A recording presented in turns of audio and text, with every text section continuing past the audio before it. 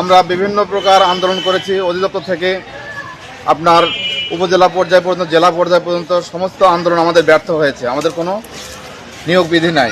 এই নিয়োগ বিধির দাবিতে আমরা সবাই একত্রিত হয়েছি। আমরা বিভিন্ন সময় বিভিন্ন মহলে দাবি দেওয়া জানিয়েছি।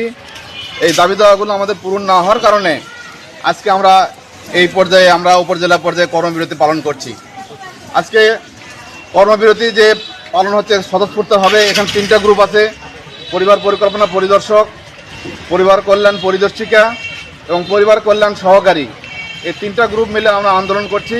এই 26 বছর যে আমরা নিয়োগ বিধি বঞ্চিত, 26 বছর পার হলো আমরা নিয়োগ বিধি পেলাম না, যার ফলে আমরা মাঠ পর্যায়ে চরম হতাশার মধ্যে আছি। আমাদের কোনো অগ্রগতি নাই। আমরা যে পদে যোগদান করেছি সেই পদে আমরা অবসরে চলে যাচ্ছি। এই রাজস্ব খাতে চাকরি করেও আমাদের কোনো সুযোগ সুবিধা নাই। এই সুযোগ সুবিধা না থাকার কারণে, নিয়োগ বিধি না থাকার কারণে আমরা সকল সুযোগ সুবিধা থেকে বঞ্চিত হচ্ছি।